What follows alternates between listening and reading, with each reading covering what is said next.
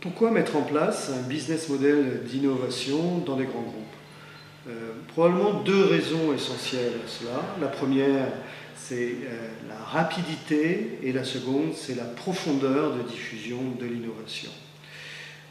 Rapidité et profondeur de diffusion de l'innovation, je pense que c'est prépondérant quand il s'agit pour un grand groupe de conserver le plus longtemps possible ses acquis en termes concurrentiels, quand il s'agit également de conserver ses positions en termes de marketing ou en termes commerciaux.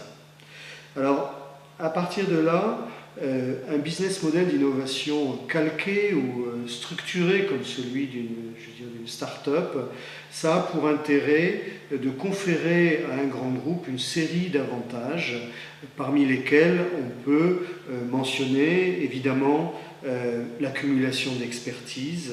Ça, c'est extrêmement important. Plus vous êtes dans des cycles d'innovation rapides, plus vous renforcez votre expertise, comme le fait une start-up qui est obligée de bouger avec agilité et mobilité sur une série de marchés, les siens, mais également des marchés connexes.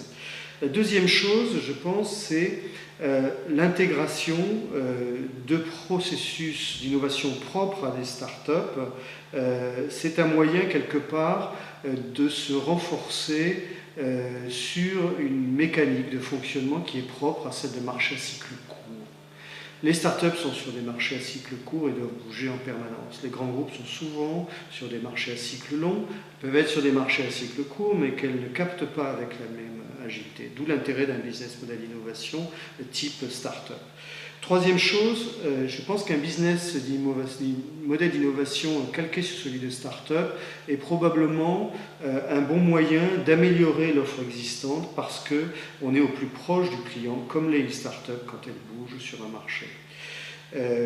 Je pense aussi qu'un business model d'innovation à destination de grands groupes devrait leur permettre de renforcer leur capacité vraisemblablement à développer une offre qui soit compatible avec d'autres offres. Je veux dire que par là, que vous avez une offre dans un grand groupe, une série d'offres propres à un marché dans un grand groupe, et si vous avez la capacité de vous déplacer très rapidement sur des marchés connexes, évidemment, vous élargissez votre famille d'offres et vous le faites à moindre coût, comme le font des startups qui, de par leur fonctionnement, sont constamment à l'affût de tout ce qui se passe et sont surtout capables d'intégrer ça en changeant les équipes, en les bougeant, en faisant appel aux bons experts le plus rapidement possible parce qu'on ne sait jamais d'où vient la concurrence, où elle est, comment elle va bouger, qui va rentrer, qui va sortir.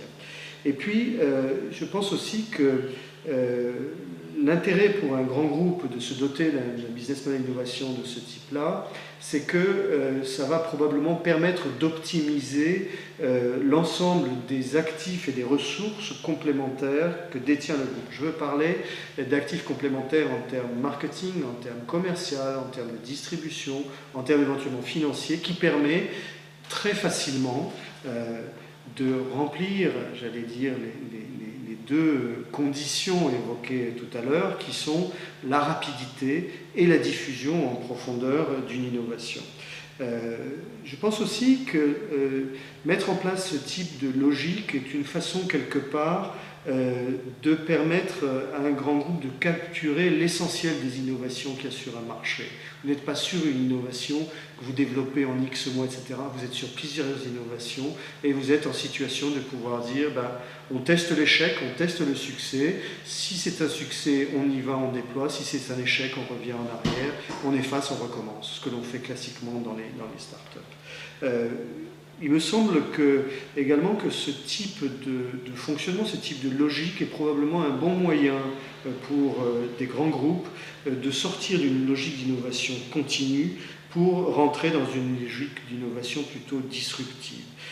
Ça veut dire par là, vraisemblablement, la capacité de générer des gains de performance beaucoup plus importants. C'est la capacité également de générer de la croissance par de nouveaux segments de produits, par de nouveaux segments de clientèle et puis par la capture de segments de clientèle de vos propres concurrents dont vous allez capter les innovations, dont vous anticipez les innovations. Voilà. Alors, sans que la liste soit exhaustive, c'est juste une réflexion du moment.